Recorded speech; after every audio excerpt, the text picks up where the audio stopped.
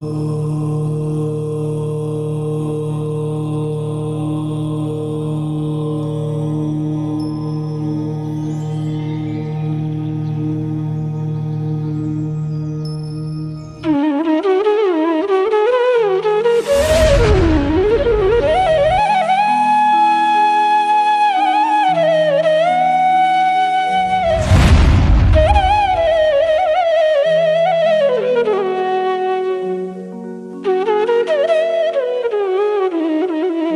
नमः सिद्धेभ्यः।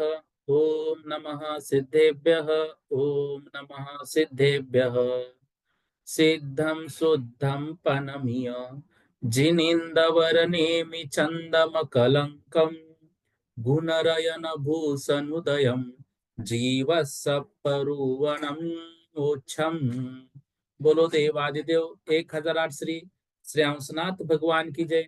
देवादिदेव 1008 श्री नेमिनाथ भगवान की जय। सिद्धांत चक्रवर्ती आचार्य श्री नेमि चंद्राचार्य महामुनिराज की जय। संत शिरोमणि आचार्य गुरुवर विद्यासागर जी महामुनिराज की जय। विद्याकुल शिरोमणि नवाचार्य आचार्य श्री समय सागर जी महामुनिराज की जय। निर्यापक श्रमण मुनि पुंगव श्री सुधा सागर जी महामुनिराज की जय। समस्त मुनि संघ की जय।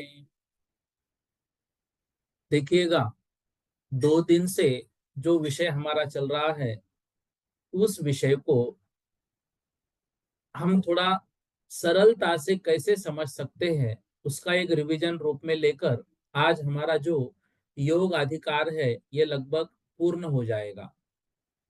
देखिए, इस योग अधिकार के जो शुरुआत का वर्णन था, मनोयोग, वचन योग और काय योग, मनोयोग, वचन योग और काय योग के भेद, प्रभेद, फिर उन सभी की व्याख्या, और वहां पर जो काय योग आया था, तो काय योग में जो औदारिक काय योग, औदारिक मिश्र काय योग, वैक्रियक काय योग, वैक्रियक मिश्र काय योग, आहारक काय योग, आहारक मिश्र काय योग और कार्मन काय योग, प्रत्येक काय योग की व्याख्या को समझकर वह काय योग जीव के कब कब बनता है, पर्याप्त अवस्था क्या है, अपर्याप्त अवस्था क्या है, और उस समय जीव का कौन सा काय योग होता है, इन सभी बातों को हमने समझा।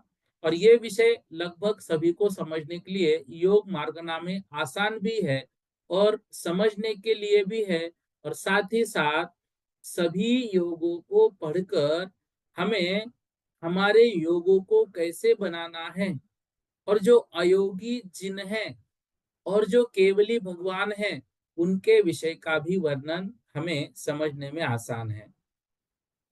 अब देखिए, जो विषय थोड़ा सा हमको कड़ा लग रहा है, वह लग रहा है 250 नंबर की गाथा से। इसके पहले विसर्गोपचय तक तो मतलब सबको समझ में आ रहा है कि कारमान वर्गनाओं का कर्मरूप परिणत हो जाना, वर्गनाएं कैसी होती है, समय प्रबद्ध क्या होता है, ये लगभग विषय समझ में आ रहा है।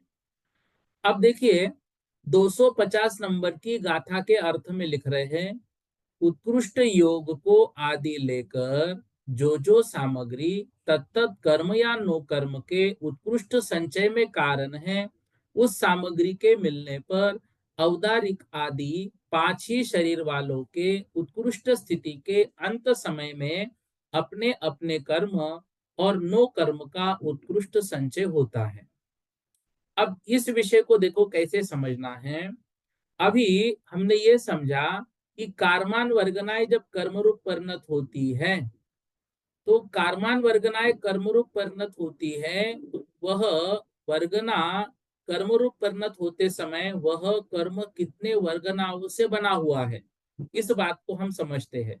तो कारमान वर्गनाएं मतलब उद्गल वर्गनाएं। तो ऐसे जो उत्कृष्ट संचय है, उत्कृष्ट संचय क्या कह रहे हैं, औदारिक शरीर का उत्कृष्ट संचय मतलब औदारिक शरीर के जो जो कार्मान वर्गनाए पुद्गल परमाणु जीव ने ग्रहण किए हैं, वो जीव के पास उसका उत्कृष्ट संचय कब हो जाता है, क्योंकि प्रति समय आयु को छोड़कर सभी कर्मों को हम ग्रहण कर रहे हैं, तो ऐसे ही औदारिक काय योग संबंधी कर्म को भी हम ग्रहण कर रहे हैं। तो औदारिक काय योग का उत्कृष्ट संचय जीव के पास कब हो जाता है, क्योंकि ग्रहण तो कर रहे हैं।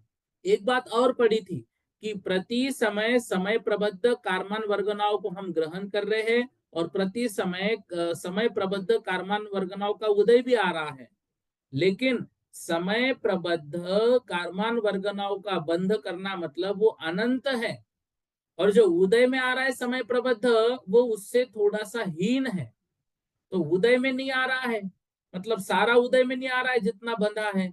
और शुरुआत में जब पहले समय में हम पर्याप्तक बने थे, औदारिक कायोग जब हमारा था, उस समय भी पर्याप्तक का जो समय था पर्याप्तक बनने तक का, उस समय से लेकर जितनी आयु बांधी है उतने समय का औदारिक कायोग हमने बांधा था और प्रति समय बांध रहे हैं। तो पहले समय में कितना बांधा? पहले समय में जितनी आयु है 100 साल की उतना हम बांधे औदारिक कायोग को। दूसरे समय में पहला समय माइनस हुआ, तो दूसरे समय से लेकर जितनी आयु बाकी है उतना औदारिक कायोग का बंध हमने किया। मतलब आत्मा में औदारिक कायोग रूप जो परमाणु है उन परमाणुओं का संचय हो जा रहा है। वो संचय जो हो रहा है वह संचय आत्मा में जमा हो रहा है। तो उसका उत्कृष्ट संचय कब होगा? क्योंकि वर्णन योग मार्गना का है और योग मार्गना में प्रत्येक शरीर की व्याख्या बताई। अब औदारिक काय योग की वर्गनाएं हमारी आत्मा में सबसे ज्यादा कब होती है? उसको कहते हैं उत्कृष्ट संचय। मुझे लगता है अब उत्कृष्ट संचय के विषय में किसी को भी दिक्कत नहीं होनी चाहिए।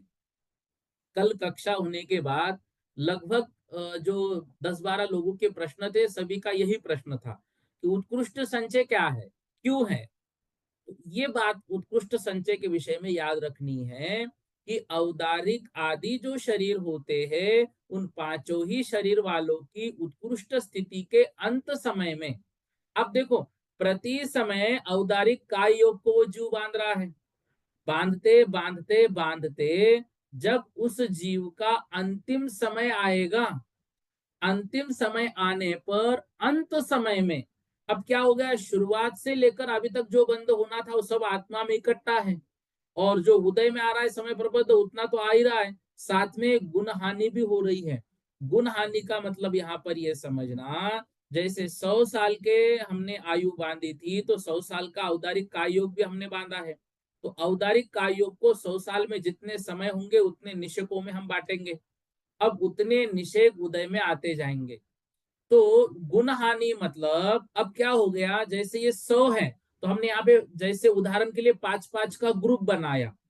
तो गुण हानि मतलब अब क्या है, ये जो 5-5 का ग्रुप है, ये 5-5 के ग्रुप कई 5 फिर गुणित 5 से दुगना 10 फिर गुणित 15, ऐसे वो उनकी जो हानि है वो होती रहेगी। मतलब एक तो उदय भी आ रहा है और उसकी गुण हानि भी निर्जरा चल रही है, फिर भी आत्मा में 1.5 गुण हानि उसका संचय रहता ही रहता है वो औदारिक काय योग का।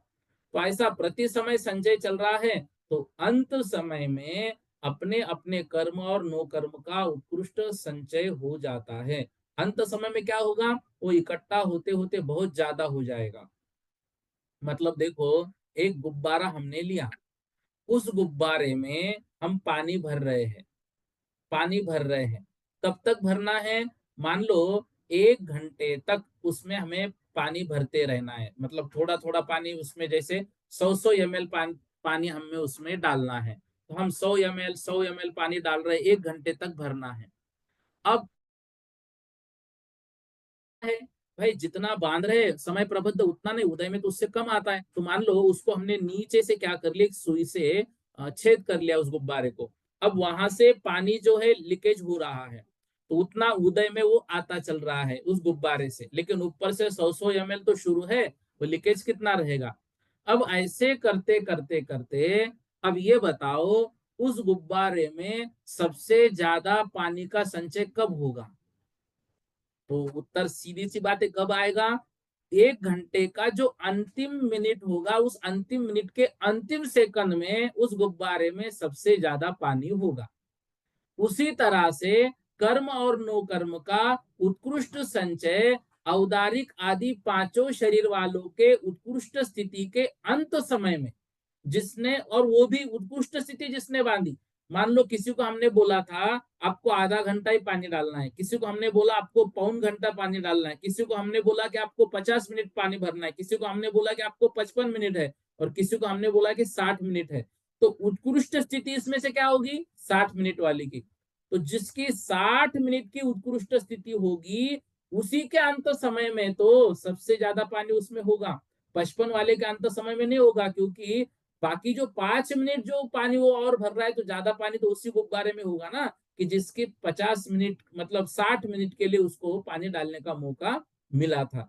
ऐसे ही औदारिक शरीर की उत्कृष्ट आयु जो बांधता है, वो उत्कृष्ट आयु औदारिक आदि पांचों शरीरों की, तो अपने अपने अंत समय में उनके कर्म और नो कर्म का उत्कृष्ट संचय हो जाता है। तो उत्कृष्ट रूप से कर्म और नो कर्म का संचय, तो कर अर्थात कर्म का संचय, तो सबसे अधिक कर्म परमाणु कब पाए जाते हैं? ये बात जो है पहले दिन जब ये बात आई थी तब भी ये बात पढ़ी गई थी, लेकिन आज इस पर सब लोग ध्यान देना। सबसे अधिक कर्म परमाणु उस जीव के कब पाए जाते हैं? आप गुब्बारे वाला उदाहरण याद करो तो आराम से समझ में आएगा। अपनी अपनी उत्कृष्ट स्थिति के अंत समय में उत्कृष्ट रूप से नो कर्म का संचय अर्थात सबसे अधिक औदारिक आदि शरीर के परमाणु कब पाए जाएंगे, अर्थात 4 प्रकार के शरीरों में सबसे अधिक परमाणु कब होंगे? तो इसका भी उत्तर यही आएगा, अपनी अपनी उत्कृष्ट स्थिति के अंत समय में। ठीक है, ये बात अब मेरे ख्याल से 250 नंबर की गाथा में अब किसी को दिक्कत नहीं जाएगी। 251 नंबर की गाथा देखिए। कर्मों का उत्कृष्ट संचय करने के लिए प्रवर्तमान जीव के उनका उत्कृष्ट संचय करने के लिए 6 आवश्यक कारण होते हैं। क्या वो 6 आवश्यक कारण हैं? भवाद्धा, आयु, योग, संक्लेश, अपकर्षण और उत्कर्षण। तो भवाद्धा मतलब एक जैसे अनेक भवों का कुल काल। अब जैसे भाई औदारिक योग है, तो औदारिक योग औदारिक शरीर वालों को ही मिलेगा। तो अब यदि औदारिक का योग का ही उत्कृष्ट संचय करना है, तो औदारिक जैसे भव उसके भव कितने हुए कुल, वो उतना गिनना पड़ेगा कि औदारिक एक के बाद एक उसने या फिर थोड़ा गैप लेके कितनी बार किया, तो वो कुल काल उसका गिनना पड़ेगा। आयु जो है वो सिर्फ एक भव का काल। मान लो औदारिक का योग औदारिक शरीर जब था उसका तब औदारिक का योग था, तो उसका उतना उत्कृष्ट काल। उत्कृष्ट योग मतलब यहाँ पर देखना, मनोयोग, वचन योग और काय योग। हमने देखा था काय योग का काल सबसे अधिक है। तो उत्कृष्ट योग कब होता है? पहले तो जब जीव पर्याप्तक बन जाता है, मतलब पहले निवृत्त पर्याप्तक था उसके बाद पर्याप्तक बन जाता है, तब उसका उत्कृष्ट योग है। फिर आयु के बीच बीच में भी उसके उत्कृष्ट योग आता है, और अंत समय में भी उसका उत्कृष्ट योग आता है। तो उत्कृष्ट योग के समय भी वो संचय उसका अधिक अधिक रूप में होता है। तो वो उत्कृष्ट संचय का कारण भाई शुरुआत का योग तो है, मतलब उस समय उसने ज्यादा औदारिक का योग बांधे थे, लेकिन एक साथ कब रहेंगे वो सबसे ज्यादा? तो आयु के अंत समय में ही रहेंगे। अब संक्लेश भी होना चाहिए, मतलब तीव्र कषाय रूप परिणाम। यदि मंद कषाय रूप परिणाम होंगे तो आयु ज्यादा बंधेगी ही नहीं, तो काय योग भी ज्यादा बंधेगा नहीं। अपकर्षण परमाणु की स्थिति का घटना, और उत्कर्षण परमाणु की स्थिति का बढ़ना, मतलब कर्म परमाणु का घटना और बढ़ना, यह भी उत्कृष्ट संचय में कारण है। क्योंकि घटना कैसे कारण है, बढ़ना तो हम समझ गए भाई यहाँ पर कारमान परमाणु बढ़ गए। घटना कैसे कारण है? तो जिस समय वे जीव बाकी कर्मों को घटा रहे हैं, इसका मतलब है जो अशुभ कर्म है उनको घटा रहे हैं, तो योग उनका उत्कृष्ट ही रहेगा। तो जब घटा रहे हैं तो उस समय उनका अपकर्षण चल रहा है, तो अपकर्षण अशुभ का चलेगा, तो काय योग तो अच्छा है तो उसका तो उत्कृष्ट उस समय बंधेगा। इस कारण से अपकर्षण उत्कर्षण काल को भी इसमें ही ग्रहण किया है।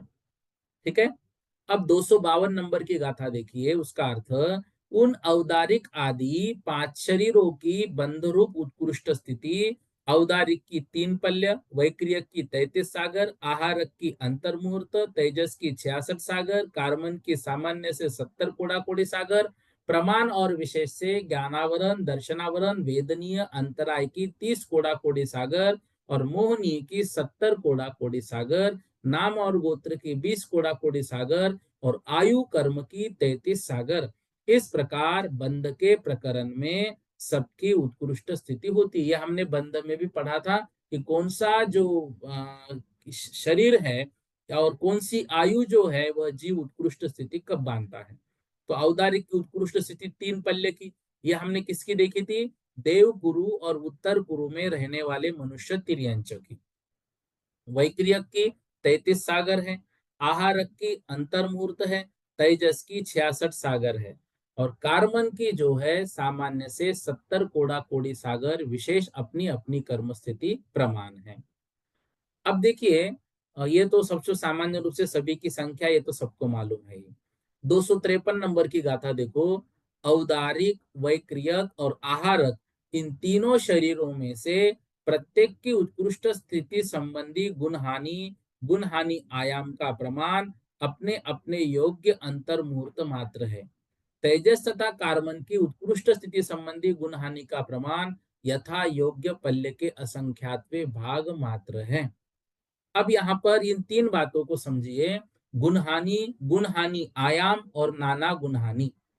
अब देखो, जैसे ही जीव पर्याप्तक बन गया, पर्याप्तक बनते उसका उत्कृष्ट योग हो गया और उस समय से लेकर जितनी उसकी आयु है उतने आयु संबंधी उसने औदारिक या वैक्रियक का योग बांध लिया। औदारिक और वैक्रियक का योग उसने बांध लिया। अब क्या हो गया, वह समय प्रबद्ध से उदय में आएगा और समय प्रबद्ध से उदय में आ रहा है, लेकिन समय प्रबद्ध बंद भी हो रहा है और समय प्रबद्ध बंद अधिक है और वह समय प्रबद्ध भी अनंत रूप है और वह प्रति समय जो नष्ट कर रहा है तो उससे तो सारा काय योग नष्ट नहीं होगा। तो काय योग को नष्ट करने के लिए गुणाकार रूप हीन हीन द्रव्य जिसमें पाया जाता है, तो ऐसे समूह समयों का समूह, इसका नाम गुणहानि है। तो हमने देखा जैसे 100 साल की उम्र किसी ने बांधी है तो 100 साल में जितने समय होते हैं उतने मान लो औदारिक काय योग के निषेक हमने रखे और अब जो है उदय आता चल रहा है एक एक का, लेकिन कुछ गुण हानि रूप हीन हीन भी उसमें समय है। तो जैसे 5 का एक ग्रुप, 5 का एक ग्रुप, 5 का एक ग्रुप, 5 का एक ग्रुप जो है उसमें से वो नष्ट होते चल रहे हैं, तो इसको कहते हैं गुण हानि। तो ऐसे गुण हानि भी हो रही है। गुण हानि आयाम, अब एक गुण हानि के समयों को गुण हानि आयाम कहते हैं। अब ये जो 5-5 का हमने ग्रुप बनाया था ये गुण हानि है, ये गुणित गुणित रूप से हानि हो रही है। लेकिन 5 में जो एक एक निषेक है वो एक गुण हानि के समयों का, उसको कहेंगे गुण हानि आयाम। और नाना गुण हानि किसे कहेंगे? जो गुण हानियों का समूह है। 100 को हमने 5-5 भाग में बांटा, तो ये क्या है? ये नाना गुण हानियों का समूह है, तो इसको बोलते हैं नाना गुण हानि। ये 3 शब्द याद रखना है। अब औदारिक शरीर की गुण हानि आयाम मतलब अंतर्मूर्त अंतर्मूर्त अंतर्मूर्त, उसके निषेक बंद मतलब वो जो है नष्ट होते चल रहे हैं। और नाना गुण हानि जो है स्थिति को गुण हानि आयाम से हम भाग देंगे, जितनी स्थिति है उसमें गुण हानि आयाम, ये गुण हानि। अब अंतर मुहूर्त में गुण हानि आयाम हो रहा है और वह ऐसा ग्रुप ग्रुप में जब बनेगा तो गुण हानि भी होती चलेगी। तो तेजस की नाना गुण हानियों से कार्बन की नाना गुण हानियां कम है। कितनी कम है? तो असंख्यात गुणाहीन है। क्यों? क्योंकि तेजस से गुणहानि आयाम से कार्बन का गुणहानि आयाम बड़ा है। ठीक है, इस तरह से यहाँ पर एक उदाहरण लेकर भी समझाया हुआ है संख्या से, इससे भी हम समझ सकते हैं। तो इस प्रकार से ये गुण हानि आयाम और नाना गुण हानि में भी हमको अब ज्यादा मतलब कठिनता में नहीं, ये आसानी से मेरे ख्याल से आप ये विषय समझ गए होंगे। अब जो पूर्व की गुण हानियों का द्रव्य इससे दुगना दुगना है, अतः पांचवी गुण हानि का द्रव्य 200। चतुर्थ की गुण हानि मतलब आप देखो, जैसे मान लो किसी को 1000 जैसे निषेक उसके हैं कर्म के, अब वो जो है पहली गुणहानि जो होगी, वो पहली गुणहानि समझो 40 की हुई, तो पांचवी गुणहानि का द्रव्य 200 हो जाएगा, चतुर्थ गुणहानि का 400, तीसरी गुणहानि का 800, द्वितीय गुणहानि का 1600 और प्रथम गुणहानि का द्रव्य 3200। तो अब ये जो है ये गुण हानि में क्या हो रहा है, जो द्रव्य नष्ट हो रहा है तो ऊपर ऊपर देखना, जो बच रहा है वो कम कम होता चल रहा है। इस प्रकार से समय प्रबंध जो है, वो समय प्रबंध को यहाँ पर ये पकड़कर एक गणित के माध्यम से भी इसमें समझाने का प्रयास किया हुआ है। ठीक है, लेकिन फिर भी इतना नहीं, हमको सिर्फ इतना याद रखना है, जो गुणहानि है वह गुणहानि गुणित रूप से कर्मों का नाश होना है, या यूं कहे कि झरना है। बस इतना हमें समझना है। अब ये देखिए, फर्स्ट गुणहानि कैसे होगी, सेकंड, थर्ड, फोर्थ, फिफ्थ और सिक्स्थ, इस तरह से गुणहानि होते होते जो कर्म है वो कम कम हमारे होते जाएंगे। अब औदारिक आदि चार नो कर्म शरीरों में आबादा नहीं है, इसलिए प्रथम समय से ही निषेक रचना उनकी होती है। बाकी कर्मों में आबादा काल होता है, तो उतने समय तक वो कर्म उदय में नहीं आता है, तो वह जो है उसको कहते हैं आबादा काल। लेकिन औदारिक आदि चार कर्मों में आबादा नहीं है, इस कारण से प्रथम समय से ही उसके निषेक की रचना होती है। कार्बन शरीर में आबादा काल में निषेक रचना नहीं होती, अतः उसको छोड़कर निषेक रचना आबादा के अगले समय से होती है। अब देखिए 254 में ये विषय बहुत इजी है।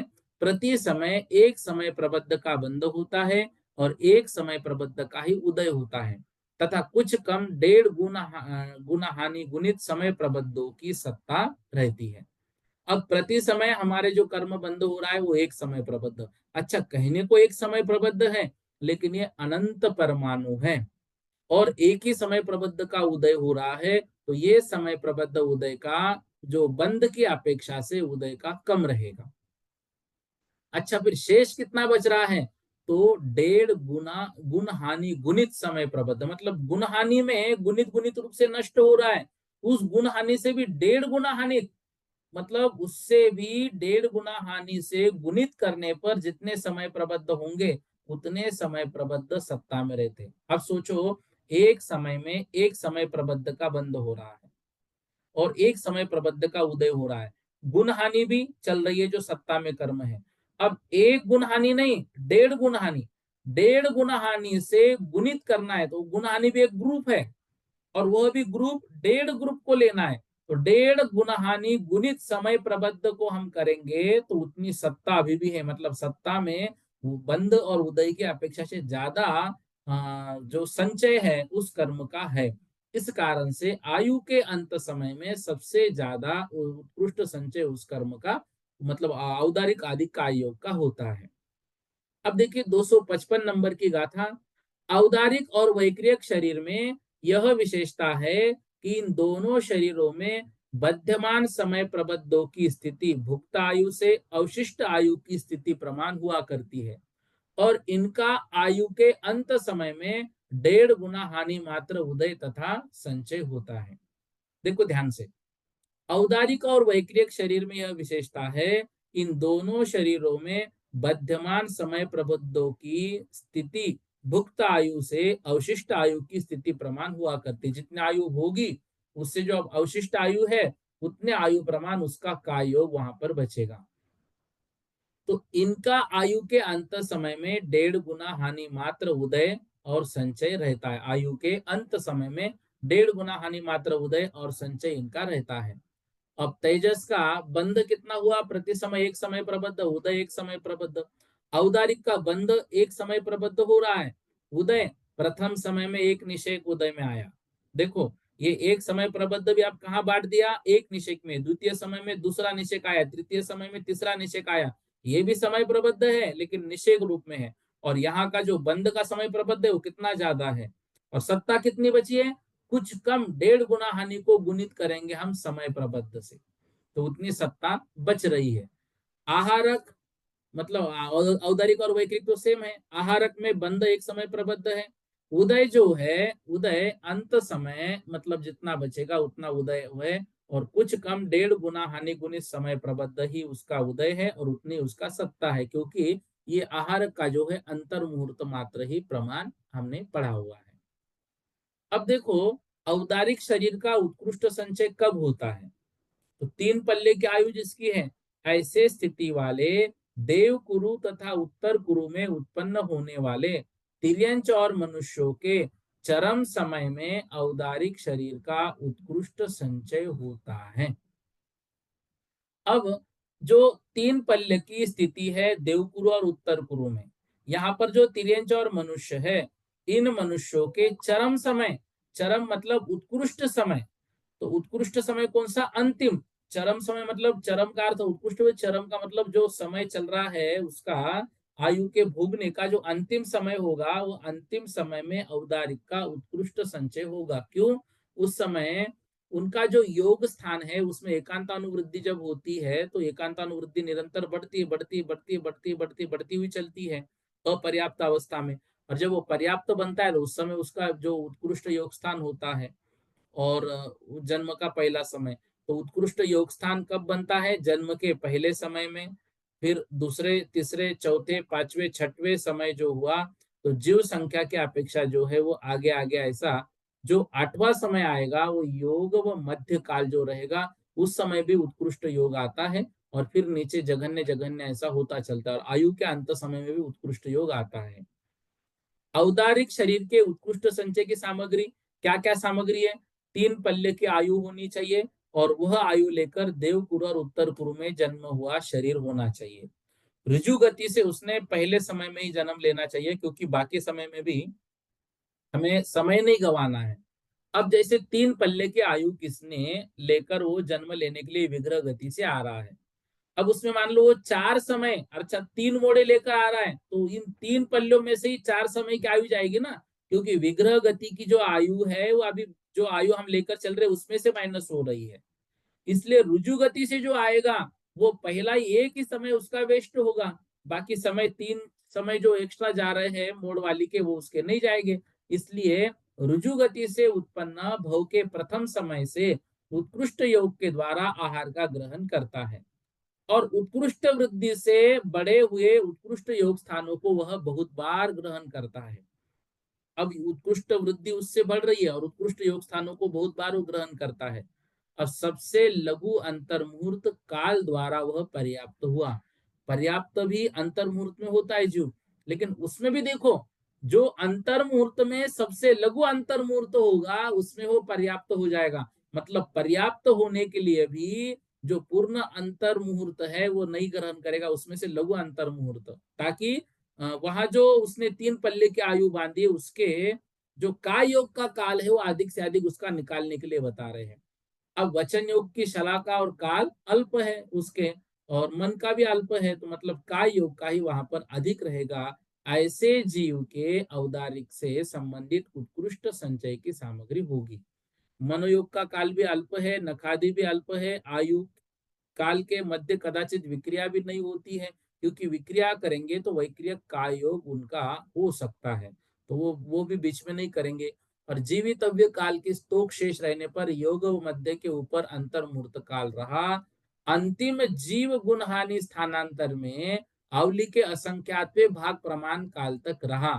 चरम और द्विचरम समय में उत्कृष्ट योग को प्राप्त हुआ अंतिम समय में, और अंतिम समय में तद्भवस्थ उस जीव के औदारिक शरीर का उत्कृष्ट प्रदेश संचय होता है।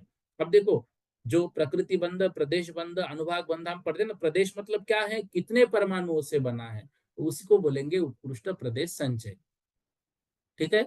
अब देखो, वैक्रियक शरीर का उत्कृष्ट संचय यहाँ पर दिया, 22 सागर वाले आरन और अच्युत स्वर्ग के ऊपरी पटल संबंधी देवों के ही होता है, क्योंकि वैक्रियक शरीर का उत्कृष्ट योग और उसके योग की दूसरी दूसरी सामग्रियां अन्यत्र नहीं है।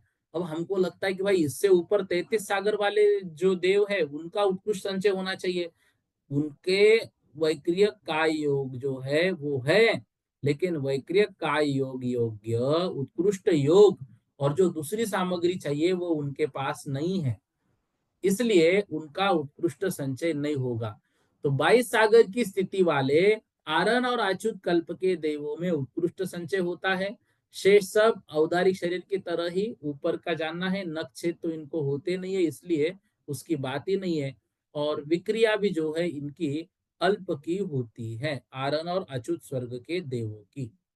ठीक है ना, इसलिए इनका जो काय योग है, ये काय योग का उत्कृष्ट संचय इनका होता है। तेजस शरीर का उत्कृष्ट संचय, अब देखो, तेजस शरीर का उत्कृष्ट संचय सप्तम पृथ्वी में दूसरी बार उत्पन्न होने वाले जीव के होता है। जो सप्तम पृथ्वी में दूसरी बार जन्म लेगा वह जीव वहां तो जितनी आयु होगा उतना भोग कर यहाँ पर आएगा, यहाँ पर क्रूर कोई तिर्यंच आदि बनकर फिर से सप्तम नरक में जाएगा, तो उसके ही तेजस शरीर का उत्कृष्ट संचय होगा।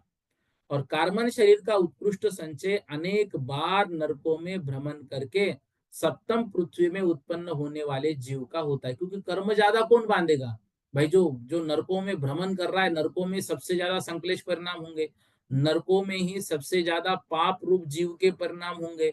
वही जो पाप कर्म को बांधने योग्य उत्कृष्ट योग है वो भी नरकों में होगा। इसलिए और कार्बन जो है मतलब कर्मों का ही वो समूह है, तो कर्मों का पिटारा ज्यादा कौन बांधेगा, निश्चित रूप से नारकीय जीव।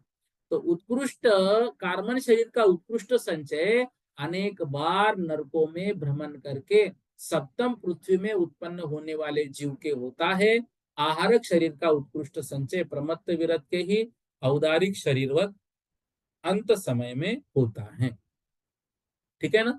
तो इस तरह से इन बातों को भी हमें समझना है। अब देखो, जो तेजस शरीर है, तेजस शरीर इसका उत्कृष्ट संचय कौन कर रहा है, जो सप्तम पृथ्वी में दूसरी बार जन्म ले रहा है। और कार्बन शरीर का उत्कृष्ट संचय कौन कर रहा है, जो अनेक बार बाकी बाकी नरकों में भ्रमण करके आ रहा है और फिर वह सप्तम पृथ्वी में जन्म ले रहा है, उसके ही वह होगा। इस तरह से ये दोनों का, तेजस और कार्बन का। और आहारक का शरीर का जो बताया, आहारक शरीर का उत्कृष्ट संचय प्रमत्त वीरत के जो औदारिक शरीर होता है उस औदारिक शरीरवत ही समझना। जो प्रमत्त वीरत का होता है वैसे आहारक में भी मतलब जो औदारिक शरीर में जैसी स्थिति होती है वैसे आहारक बांधते समय प्रमत्त वीरत मुनि महाराज के भी होती है, तो वहां पर उत्कृष्ट संचय उनका होता है। तेजस शरीर के उत्कृष्ट संचय की सामग्री क्या है, तेजस शरीर का उत्कृष्ट संचय सातवीं पृथ्वी में दूसरी बार उत्पन्न हुए जीव के होता है। जो पूर्व कोटि का आयु वाला जीव सातवीं पृथ्वी के जीव के नारकियों में आयु कर्म का बंध करता है, वह तेजस शरीर के 66 सागर प्रमाण स्थिति के प्रथम समय से लेकर अंतिम समय तक गोपुच्छ का रूप से निषेक रचना करता है। अब देखो, तेजस शरीर का उत्कृष्ट जो है वह कितना बताया, 66 सागर प्रमाण।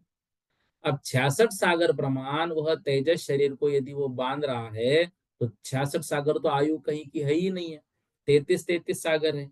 अच्छा, सबसे ज्यादा तेजस्वी जो शरीर है, अब हमको लगेगा कि देवों का है, देवों का शरीर तेजस्वी है लेकिन वो शुभ है। ये इनका अशुभ तेजस है नारकियों का, लेकिन चमक बहुत है क्योंकि आग ही आ गए ना वहां पे। इसलिए वो 66 सागर उसके लिए कब होगी, जब वह सातवीं पृथ्वी में रहेगा, वहां से एक पूर्व कोटि वाला कोई क्रूर सिंह बनेगा आदि, और फिर से वो सातवीं नरक में जन्म लेगा, तो 66 सागर प्रमाण उसकी स्थिति बनेगी। तो इसलिए उसकी जो प्रथम समय से लेकर अंतिम समय तक गोपुच्छकार रूप से निषेक रचना होती है। गोपुच्छकार मतलब वो जो तेजस शरीर है वो ऐसा बांधते हुए जैसी गाय की पुच्छ होती है उस तरह से, तो ये ऐसा वो खत्म ही नहीं होती है। तो इस तरह से उनके निषेकों की रचना होती है। फिर वह मरकर कुछ कम पूर्व कोटियों से हीन 33 सागर की आयु लेकर नरक में जन्म लेता है और वहां से आकर पूर्व कोटि आयु वाला होता है। तो यह तेजस शरीर के उत्कृष्ट संचय की सामग्री है। अब वहां से कुछ कम पूर्व कोटि से हीन 33 सागर की आयु लेकर सातवें नरक में उत्पन्न हुआ, उसके अंतिम समय में तेजस शरीर के प्रदेश सागर का उत्कृष्ट संचय होता है, मतलब दोबारा जब जन्म लेता है ना वो उस समय। और शेष जो है इसका औदारिक शरीर की तरह ही जानना। कार्बन शरीर की उत्कृष्ट संचय स्थिति कब बनेगी, जो जीव बादर पृथ्वी का एक जीवों में अंतर मुहूर्त से हीन पूर्व कोटि पृथकत्व अधिक 2000 सागर से कम कर्म स्थिति प्रमाण 70 कोड़ा कोड़ी सागर काल तक रहा। फिर पूर्व कोटि पृथकत्व 2 सागर त्रसों में घुमाना है, अतः कर्म स्थिति में उसे उतना कम किया क्योंकि त्रसों का योग और आयु असंख्यात गुनी होती है और संक्लेश बहुल होते हैं। वहां बादल पृथ्वी का एक पर्याप्त में बहुत और अपर्याप्त बहुत थोड़े धारण किए, पर्याप्त दीर्घ काल और अपर्याप्त काल थोड़ा हुआ, और आयु बंध उसके योग के जघन्य योग से करता है। अब कार्बन शरीर के उत्कृष्ट प्रदेह के संचय की सामग्री ऊपर की स्थिति के निषेकों का उत्कृष्ट पद करता है, नीचे के स्थिति के निषेकों का जघन्य पद करता है, बहुत बार उत्कृष्ट योग स्थानों को प्राप्त करता है, और बहुत बार बहुत संक्लेश रूप, क्योंकि नरक में घूमना है तो बहुत बार बहुत संक्लेश रूप उसके परिणाम होते हैं। इस प्रकार परिभ्रमण करके त्रस पर्याप्तकों में उत्पन्न हुआ, और आगे उपर्युक्त 2 से लेकर 7 तक विशेषता उसकी होती है। अंतिम भव ग्रहण में नीचे 7वीं पृथ्वी के नारकियों में उत्पन्न हुआ, वहां भी उपर्युक्त सब नियम औदारिक शरीर की तरह है, और 7वें नरक में उसने चरम समय में, मतलब अंतिम समय में, कार्बन शरीर का उसका उत्कृष्ट संचय, मतलब कार्बन शरीर के उत्कृष्ट परमाणु उसके पास होते हैं, जो कि अंत समय में अब नष्ट हो जाएंगे, लेकिन संचय उस समय उनके पास ज्यादा होंगे। ठीक है ना। अब 70 कोड़ा कोड़ी सागर की कर्म की उत्कृष्ट स्थिति, सादिक 2000 सागर की त्रस पर्याय का काल, बादर पृथ्वी का एक में रहा, पर्याप्त अपर्याप्त दोनों प्रकार के भव, मतलब 70 कोड़ा कोड़ी सागर माइनस करना है सादिक 2000 सागर, ये त्रस पर्याय का काल। तो एकेंद्रिय ने एक सागर की स्थिति बांधी, यहाँ एक समय प्रबद्ध बांधा। आहारक शरीर के उत्कृष्ट संचय की सामग्री, ये औदारिक शरीर की तरह है, लेकिन आहारक शरीर को उत्पन्न करने वाले प्रमत्त मुनिराज के ही उसका उत्कृष्ट संचय होता है। तो बांधे गए समय प्रबद्ध, आहारक शरीर का उत्कृष्ट संचय, अपर्याप्त अवस्था का काल, यहाँ प्रथम समय प्रबद्ध बांधा, और अंतर मुहूर्त प्रमाण तक वह आहारक शरीर का काल उसका रहा। इस तरह से अब देखिए, बादर पर्याप्त तेजस का एक जीवों का जितना प्रमाण है, उनमें असंख्यात्वे भाग प्रमाण विक्रिया शक्ति से युक्त है, और वायु का एक जितने जीव है उनमें पल्ले के असंख्यात्वे भाग विक्रिया शक्ति से युक्त है। अब यहाँ पर जीवों की संख्या बता रहे हैं। तो बादर पर्याप्त तेजस का एक जीव जितने हैं, उनमें से असंख्यात्वे भाग प्रमाण विक्रिया शक्ति वाले हैं बादरों में, और वायु कायिक जितने जीव है उनमें पल्ले के असंख्यात्वे भाग विक्रिया शक्ति से युक्त है। ये संख्या ये इजी है। पल्ले के असंख्यात्वे भाग से अभ्यस्त अर्थात गुणित घनांगुल का जगत श्रेणी के साथ गुना करने पर जो लब्ध आवे, उतने ही पर्याप्त पंचेंद्रिय तिर्यंच और मनुष्यों में वैक्रियक योग धारक है, और भोग भूमिया तिर्यंच तथा मनुष्य और कर्म भूमियों में चक्रवर्तीवत विक्रिया उनकी होती है। तो यहाँ पर ये बता रहे हैं कि पल्य के असंख्यात्वे भाग से अभ्यस्त घनांगुल का जगत श्रेणी के साथ गुना करने पर जो लब्ध आवे, उतने ही पर्याप्त पंचेंद्रिय तिर्यंच और मनुष्यों के वैक्रिक योग धारक है। देवों की बात नहीं, मनुष्य और तिर्यंचों की। और भोग भूमिया तिर्यंच तथा मनुष्य तथा कर्म भूमियों में चक्रवर्ती भी पृथक विक्रिया करते हैं। तो ये पर्याप्त पंचेंद्रिय तिर्यंच और मनुष्य वैक्रिक योग के धारक कौन? तिर्यंच, जैसे भोग भूमि के तिर्यंच है, मनुष्य है, और कर्म भूमियों में चक्रवर्ती जो है वो पृथक विक्रिया करते हैं। अब यहाँ पर 261 में 3 योगियों की और 2 योगियों की बात है। 3 योग मतलब जो पंचेंद्रिय है और मन जिनका है, देव, नारकी, संगी पर्याप्त तिर्यंच और संगी पर्याप्त मनुष्य, ये 3 योग वाले। और बाकी जो है असंगी से, मतलब जो असंगी से जीव है वो 2 योग वाले हैं। और फिर जो सबसे, मतलब एक इंद्रिय जीव है, वह एक इंद्रिय जीव जो है वो एक योग वाले है। तो विकलत्र असंगी पर्यंत 2 योग वाले, संगी जो है वो 3 योग वाले, और एक इंद्रिय जो है जो 1 योग वाले। तो देवों से कुछ अधिक त्रियोगियों का प्रमाण है। देवों से कुछ अधिक, मतलब देव जितने उनसे अधिक जो है वो 3 योग वालों का प्रमाण है। और पर्याप्त त्रस राशि में से त्रियोगियों की राशि घटाने पर शेष रहे उतना द्वियोगियों का प्रमाण है। अब ये त्रस राशि कितनी है, हमारा पहले विषय हो चुका है। त्रस राशि को कितना गिनना है, उसमें से त्रियोगियों के प्रमाण को घटाने पर शेष रहे उतना द्वियोगियों का प्रमाण है। और संसार राशि में से द्वियोगी और त्रियोगियों का प्रमाण घटाने पर एक योगियों का प्रमाण निकलता है। 3 योग वाले देखो, ये तो विषय हमको पता चल गया, देव, नारकी, संगी पर्याप्त रेंज और पर्याप्त मनुष्य। तो 3 योग वाले कितने हैं ये इस तरह से निकालना है। 2 योग वाले कितने हैं, ये बस हमें इतना समझना है, जितनी त्रस राशि है उसमें से 3 योगी जो जीव है वो 3 योगियों को उसमें से माइनस कर लिया तो जो 2 योग वाले जीव है वो बचते हैं। अब जो है सत्य, असत्य, उभय, अनुभय, इन 4 मनोयोगों में प्रत्येक का काल यद्यपि अंतर्मुहूर्त मात्र है, तथापि पूर्व पूर्व की अपेक्षा उत्तर उत्तर काल क्रम से संख्यात गुना है। सत्य से असत्य संख्यात गुना, असत्य से उभय का संख्यात गुना, उभय से अनुभय का संख्यात गुना। चारों की जोड़ का जितना प्रमाण आएगा उतना सामान्य मनोयोग का काल है, और सामान्य मनोयोग से संख्यात गुना चारों वचनों का काल है, और वह भी जैसे यहाँ पर लगाया था वो प्रत्येक का संख्यात गुना है। प्रत्येक वचन योग का एवं चारों वचन योगों का जोड़ काल जो है वह काल भी अंतर्मूर्त प्रमाण ही है। तो चारों वचन योगों का जो जोड़ का जो प्रमाण हो वह सामान्य वचन योग का काल है, इससे संख्यात गुना का योग का काल है, और तीनों योग काल को जोड़ देने से जो समयोग का प्रमाण होगा उसका पूर्वोक्त त्रियोगी जीव राशि में भाग देने से जो लब्ध आएगा उस एक भाग से अपने अपने काल के समयों में गुना करने पर अपनी अपनी राशि प्रमाण निकलता है।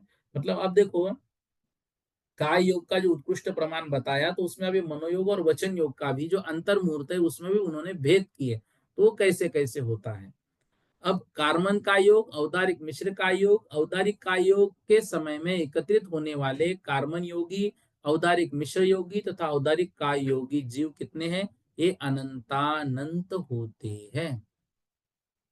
फिर हमने पढ़ा कार्बन का योग, औदारिक मिश्र का योग और औदारिक का योग वाला काल क्रमशः 3 समय, संख्यात अवली, संख्यात गुनी, किससे? औदारिक मिश्र काल से।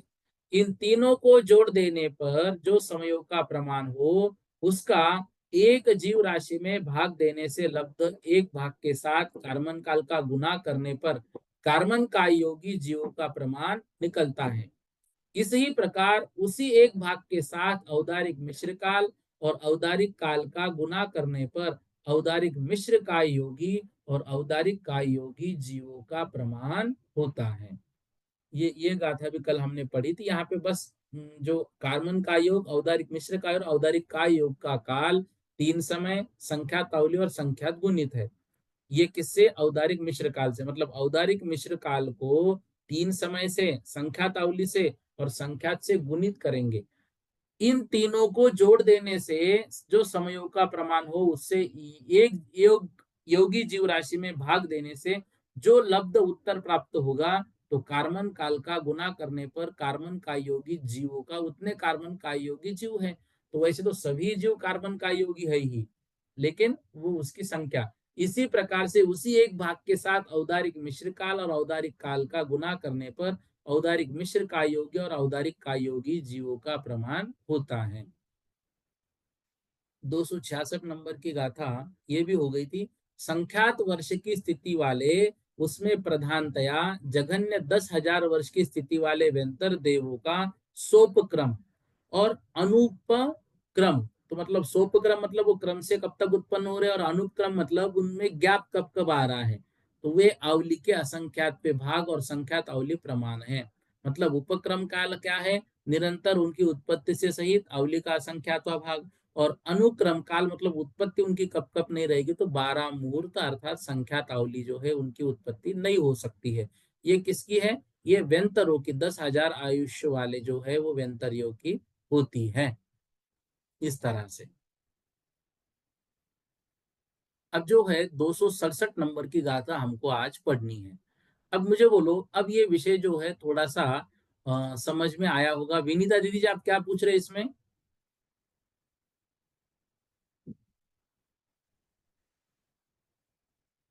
बोलिएगा विनीता दीदी। जय जिनेन्द्र भैया जी। जय जिनेन्द्र। भैया जी इसमें निषेक और इसमें समय कितना समय जिसमें कहा है आपने गुणहानि समय, देखो, बोले गुणहानि का द्रव्य निषेध कितना समय। मतलब क्या है, यू समझो किसी ने 100 साल की उम्र बांधी। जी। अब 100 साल में जितने घंटे होते हैं, अब इस तरह से घंटे पकड़ो पहले। फिर एक घंटे में मिनट कितने होते हैं, मिनट में सेकंड कितने होते हैं, सेकंड में अवली कितने होते हैं, और अवली में समय कितने होते हैं। तो जितने समय होंगे उतने एक एक निषेक की रचना होती चली गई। अब निषेक समझ में आ गया दीदी? जी भैया। हाँ। अब क्या हो गया, इसमें से समय प्रबद्ध जो है प्रति समय उदय में आ रहा है। तो जी, समय प्रबद्ध उदय में आ रहा है मतलब जो समय प्रबद्ध को बांध रहा है उतने समय प्रबद्ध उदय में नहीं आ रहे, उदय में उससे कम आएंगे। गुण जी, हानि क्या करना है, अब 100 साल के जो निषेक हमने यहाँ पर मतलब 100 साल के जितने समय उतने बांधे थे, अब वहां पर हमने उसका ग्रुप बांट दिया, मान लो दस जी, दस का या पांच पांच का ग्रुप कर दिया। जी, अब क्या हो गया, पांच पांच का ग्रुप कर लिया तो एक एक उदय में निषेक आके नष्ट हो रहा है। लेकिन यहाँ जी, पर जो पांच रूप से हो रहा है तो गुणित क्रम से हानि हो रही है ना, तो इसको बोलते जी, हैं गुण हानि। जी क्लियर हो भैया। गया दीदी? जी, जी भैया, जी भैया। अब गुण हानि जो है वो गुणित क्रम से हानि हो रही, जिसको कहते हैं गुण हानि। अब उसमें मान लो जो पांच का ग्रुप हमने बनाया, उस पांच के ग्रुप में पहला जो निषेक है वो जी, कहलाएगा गुण हानि आयाम। जी भैया। ठीक है, और जी, पांच पांच के जितने ग्रुप हमने बनाए वो कहलाएगी नाना गुण हानि। जी, ठीक है दीदी? जी भैया, जी, जय भैया। कल्पना दीदी बोलिए। जय जिनेन्द्र भैया जी। जय जिनेन्द्र।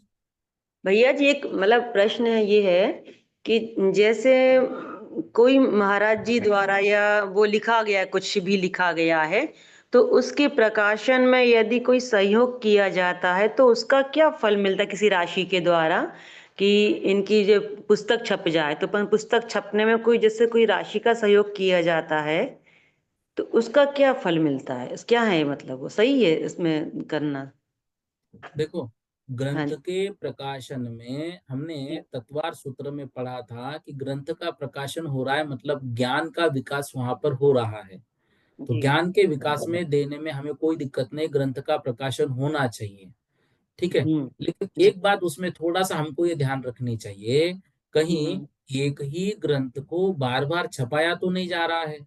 तो ऐसा हम्म छपाने से होगा क्या, उसको पढ़ने वाले भी तो मिले, जी और वो विषय जो है वो आगम सम्मत है क्या नहीं है, ये भी हमको देखना चाहिए। और जी दूसरी बात महत्वपूर्ण ये होनी चाहिए, ऐसे ग्रंथ को प्रकाशित कीजिएगा जो अभी तक प्रकाशित ही नहीं हुए। हम्म फिर वो ग्रंथ जो है मुनि महाराज के लिखित हो, चाहे मान लो कोई भट्टारक के लिखित हो, चाहे मान लो कोई श्रावकों के लिखित हो, लेकिन आगम प्रमाण से सहित हो, बिल्कुल सटीक वर्णन उसमें हो, सही हो, लेकिन अभी तक प्रकाशित ही नहीं हो और उसकी आवश्यकता समाज में बहुत है, तो ऐसे ग्रंथों को प्रकाशित करने का लाभ हमको ज्यादा मिलेगा। अब एक ही जी ग्रंथ है, हम जब हमारे मंदिर में देखते हैं तो बहुत सारे ग्रंथ ऐसे हैं जो छपा के रखे हुए हजारों हजारों है, लेकिन वो हम्म जैसे एक ही ग्रंथ जो है वो बार बार प्रकाशित अलग अलग तरीके से कर रहे तो ठीक नहीं है, और कुछ कुछ अपने विचारों को मात्र व्यक्त कर रहे हैं तो वो भी ठीक नहीं। बाकी देखो, जी पर्टिकुलर आप किसी का नाम मत लेना, आपके आपके हिसाब से। ठीक है दीदी? जी हाँ हाँ जी भैया जी जय जिनेन्द्र धन्यवाद भैया जी। इंदिरा दीदी जी पूछिए। जय जिन भैया जी। जय जिनेन्द्र। भैया जी, मुझे ये प्रश्न करना था कि अभी मैं महाराष्ट्र गई थी और तो वहां पे आचार्य वर्धमान सागर जी से पूछा था और हमारे यहाँ पे सोम सागर महाराज जी भी थे। उनने भी कहा था कि ये सिद्धांत ग्रंथ है तो इसको रात के समय नहीं पढ़ना चाहिए, तो तब से मन में ये विकल्प है, तो रात के समय पढ़े कि नहीं क्या? देखो, जब भी कोई ऐसा प्रसंग आए ना, अब उन्होंने कह दिया सिद्धांत है इसलिए क्योंकि ये धौला जय धौला से बना हुआ है, और इसमें प्रत्येक अधिकार के अंत में सिद्धों का वर्णन आया है। तो जहाँ पे हाँ, अंत में सिद्धों का वर्णन आता है उसको सिद्धांत कहते हैं। तो इन्होंने इसके अंत में सिद्धों का वर्णन जो धौला आदि ग्रंथों में आया है वो लिया है। क्यों लिया है कि भाई जैसे हम योग का प्रकरण पढ़ रहे हैं तो योगी जीवों को पढ़ रहे हैं, अब वो योग सहित जो जीव है उनको तो पढ़ लिया, लेकिन जो अयोगी है या जिनका योग अब बचा नहीं से सिद्ध है उनका भी तो वर्णन करना है जो आगम में आया है, इसलिए उन्होंने उनका वर्णन लिया है। लेकिन यदि ऐसा होता तो जब आचार्य नेमी चंद्र महाराज जी का उदाहरण एक ही देना है, देखो कभी भी ऐसे प्रश्नों में नाम मत लीजिए किसी का, ठीक है ना। जी, तब उनको ये बोलना है कि यदि ये श्रावकों के योग्य नहीं होता तो देखो सिद्धांत ग्रंथ तो श्रावक पढ़ ही नहीं सकते हैं। सिद्धांत जी, ग्रंथों को पढ़ने के लिए श्रावक को मतलब पहले तो अनुमति नहीं, और जिन ग्रंथों को पढ़ने की श्रावक को अनुमति है वो भी नहाकर धोती दुपट्टे पर बैठकर ही उनको पढ़ा जाता है। तो जब नेमि चंद्राचार्य जी के पास राजा जी आए, कौन से राजा, गोमट राजा, तब आचार्य महाराज ने ग्रंथ बंद कर दिया। बोले क्यों, मैं तो राजा हूँ, मुझे आपके लिए ग्रंथ नहीं। बोले श्रावकों को पढ़ने के योग्य नहीं है। अच्छा तो फिर हम क्या पढ़े। तो ये प्रश्न नेमि चंद्राचार्य के दिमाग में घुस गया कि श्रावक जो है वो ज्यादा रहेंगे, फिर श्रावकों को क्या पढ़ने को मिलेगा, और जो सिद्धांत है वो भी उनके पास पहुंचना चाहिए विषय। तो उन सिद्धांत ग्रंथों का जो श्रावकों के योग्य संकलन है, वो संकलन उन्होंने इसमें किया ताकि श्रावक पढ़ सके। अगर ऐसा होता तो उसको सिद्धांत तो बनाते ही नहीं ना। समझ गए दीदी। जी, तो रात में पढ़ सकते क्या भैया? बिल्कुल पढ़ सकते हैं आप, इसमें विकल्प मत करो। देखो सबका अपना अपना मत होता है, लेकिन जी ये जो आगम में लिखा हुआ उदाहरण है वो तो उदाहरण है ही। तो जी वो श्रावकों के लिए बनाया गया है, वो गोमट राजा के लिए बनाया गया है, तो उसमें कोई दिक्कत नहीं। लेकिन ऐसे ग्रंथों में हमको विनय का पूरा ध्यान रखना चाहिए। बेड पर बैठकर हम ना पढ़े, खाते खाते ना पढ़े, कोई भी ग्रंथ तो नहीं पढ़ना चाहिए। लेकिन ऐसे जो विशेष ग्रंथ है, जो धौला आदि के संकलन लेकर हम कर रहे हैं, तो इनमें विशेष शुद्धि का ध्यान रखना चाहिए। फिर जैसे ग्रंथ हो जाए तो जिनवानी स्तुति और नौबार नमोकार मंत्र आदि का ये सब मान सम्मान उसका ध्यान रखना चाहिए। दूसरी बात, जब सिलेबस से संबंधित विषय होता है, तब फिर अभी देखो हम 12 वर्षीय कोर्स कर रहे हैं ताकि हम थोड़े से ज्ञानी बन जाए, तो ऐसे समय में कोई दिक्कत नहीं है। हाँ, जब हम उसका अध्ययन इस तरह से कर रहे हैं कि अब जो है हमें 12 वर्षीय का उद्देश्य नहीं है, अब हमें जी उद्देश्य क्या है, अब हमारा उद्देश्य है आगम पढ़कर आत्म कल्याण कर कर अब जो है अपनी लाइन बढ़ाना है। तो उस समय अष्टमी चौदस को या रात को इसका मना किया जाता है, इसलिए कि अष्टमी चौदस के दिन अब जो है अपने शरीर को कृश करने का प्रयास करो। तो उस दिन व्रत उपवास आदि करो। तो व्रत उपवास करेंगे तो शरीर जो क्या हो जाएगा, थोड़ा कृश हो जाएगा, साथ नहीं देगा। तो उस समय यदि हम ग्रंथों को पढ़ेंगे तो हो सकता है उसकी अभिनय का डर हमें लगा रहे, तो अभिनय हो जाए तो ज्ञानावरणीय कर्म हमें ज्यादा बंधेगा, इसलिए उस दिनों में मना किया जाता है। समझ गए आप। जी जी जी हाँ, धन्यवाद भैया जी। बाकी ऐसे कई विकल्पों में नहीं जाना है। हाँ निधि दीदी जी बोलिएगा। जय जिनेन्द्र भैया जी। जय जिनेन्द्र। भैया जी 266 वाला जो गाथा है, हाँ उसमें क्या बताना चाह रहे हैं समझ में नहीं आ रहा है। उसमें सोप क्रम और अनूप क्रम काल, एक हाँ तो ये दो चीज बताई है। और हाँ मतलब इस गाथा का उद्देश्य जो है वो तो जीवों का प्रमाण बताना है। फिर ये हाँ। है क्या, मतलब समझ कुछ भी नहीं आया इसमें। अभी देखो यहाँ पर ये बता रहे हैं सोप क्रम और अनुपम क्रम जो बता रहे हैं। अब यहाँ पर विषय चल रहा है काय योग का। अब काय योग निरंतर निरंतर निरंतर जो है वह उत्पन्न होने के नाना जीव की अपेक्षा है। तो एक ही काय योग निरंतर कब तक चलेगा, तो उसमें सबसे पहले व्यंतरों का दिया, बाकी आगे सबका भी आएगा। तो वो जो है एक ही काय योग इतने क्रम तक चलेगा। अच्छा उसमें गैप पड़ेगा तो कितना पड़ेगा, तो वो अनुपम क्रम काल जो है उतना गैप भी उनमें हो सकता है। वो एक काय योग में वैक्रियक की अपेक्षा से होगा। तो वैक्रियक मिश्र काय योग जो है, वैक्रियक मिश्र काय योग की संख्या निकालने के लिए उपक्रम और अनुक्रम का काल लिया जाता है। देखो यहाँ पर लिखा है वैक्रियक और मिश्र काय योगी, मतलब वैक्रियक मिश्र काय योग जीवों की। अब वैक्रियक काय योग वाले की संख्या हमने ऊपर देख ली, इतनी इतनी है। अब वैक्रियक मिश्र काय योग की दिखना है, तो फिर वैक्रियक मिश्र किनका होगा, तो व्यंतर देव निरंतर निरंतर निरंतर जन्म ले रहे, तो वो नाना जीव की अपेक्षा वैक्रियक मिश्र वैक्रियक मिश्र वैक्रियक मिश्र हो रहे ना, इसलिए यहाँ पर ये गाथा दी गई है। तो वो ठीक है जो दीदी। अपन ने उत्कृष्ट संचय पढ़ा था, वो हम्म 22 सागर वालों का, फिर वो क्या हम्म। था? वो भी तो मैक्सिमम काय योग चल रहा था वो ना विक्रिय। वैक्रियक काय योग है ना, ये वैक्रियक मिश्र काय योग है। अच्छा अच्छा, हाँ ये वैक्रियक मिश्र काय योग है। और हाँ। इसमें क्योंकि व्यंतरों को ये लिया जो है है। निरंतर जन्म ले रहे, तो उतने उतने समय के लिए जब तक वो निवृत्त पर्याप्त है, तो वैक्रिक मिश्र का योग रहेगा ना। तो भैया ये नाना जीव की अपेक्षा यहाँ ले रहे, वहां एक जीव की अपेक्षा ले रहे, वहां तो एक जीव की अपेक्षा वैक्रिक का योग है, और एक जीव की अपेक्षा वैक्रिक मिश्र का योग जो है वो अंतर्मुहूर्त ही है।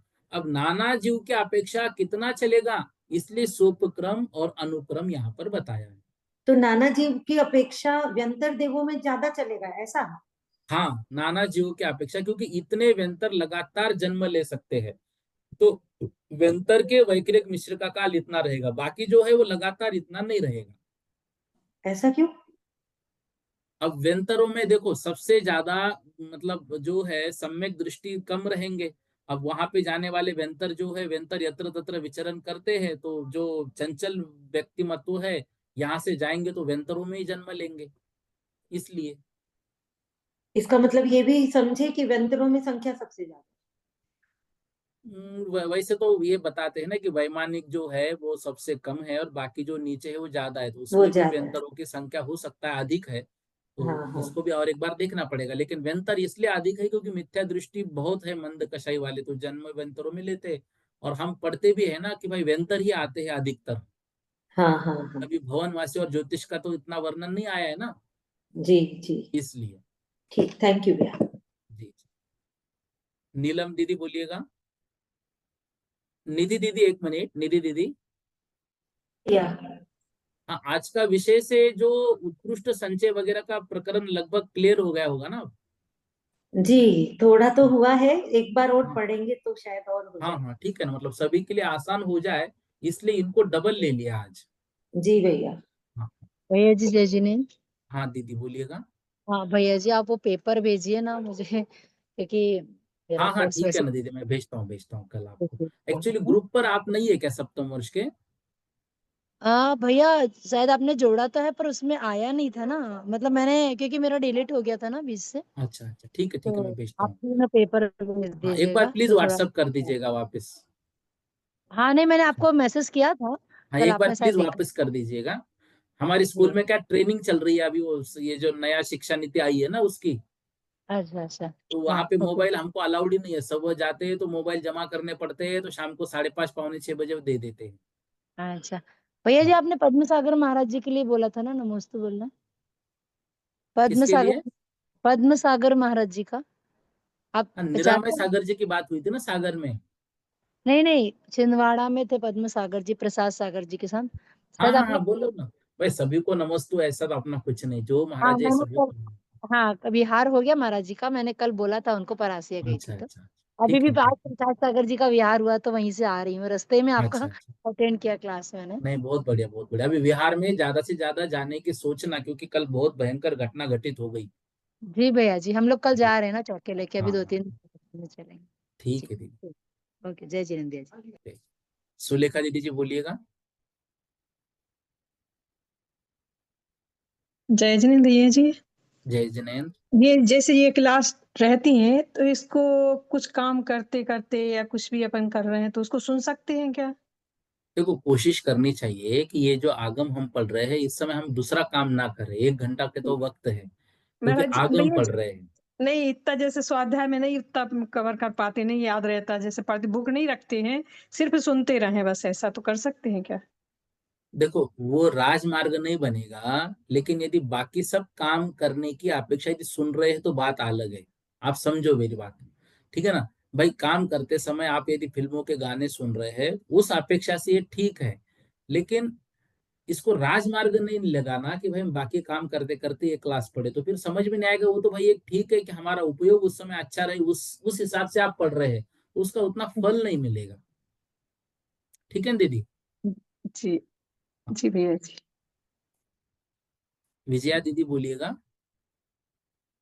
जी सादर प्रणाम करती हूँ भाई साहब। जय जय। शिखर चंद जी भाई साहब ने मुझे कहा था कि हाँ हाँ दिल्ली से उन्होंने कहा था हाँ। आप डायरेक्ट भाई साहब से ही बात कर लीजिए, मुझे ये आपकी सारी रिकॉर्डिंग चाहिए भाई साहब। अच्छा ठीक है ना, आप एक बार मुझे हम्म, प्लीज व्हाट्सएप भेजिएगा। जी जी, मेरा क्योंकि मुझे नंबर है ना बहुत आपके अच्छा पास? लग रहा है। जी, हाँ तो आप मोबाइल मेरे तो है नंबर पे मेरे एक बार पास। व्हाट्सएप कीजिएगा, तो मैं आपको सारी पीडीएफ और सारी जो वीडियो के मतलब वो लिंक है वो भेज हाँ, दूंगा। मुझे बहुत अच्छा लग रहा है और समझ में भी आ रहा है, तो मैंने कहा नहीं सारा रहे तो मैं एक कॉपी करके लिख नहीं लूं। नहीं, मैं देखो मैं नागपुर एक से हूँ बहुत भाई साहब। सामान्य हूँ, ऐसे अभी बहुत ज्ञानी है भारत में, सब लोग ले रहे हैं, एक प्रयास अपना चल रहा है, ठीक है ना। तो मैं भेजूंगा जी, आपको पक्का। मैं नागपुर से हूँ। जी, अच्छा अच्छा, वो अच्छा ठीक है ना, कोई दिक्कत प्रणाम नहीं। करती हूँ भाई साहब, सादर नहीं नहीं, प्रणाम जय करती जने हूँ। जय जने। आज इतना कर लेते हैं, यदि क्लास बीच में बंद हो गई तो आप जिनवानी स्तुति कर लीजिएगा। बोधि समाधि परिणाम विशुद्धि स्वात्मोपलब्धि शिवशोक्य सिद्धि चिंता मनिम चिंतित वस्तु दानिम त्वामंदे मानस ममास्तु देवी।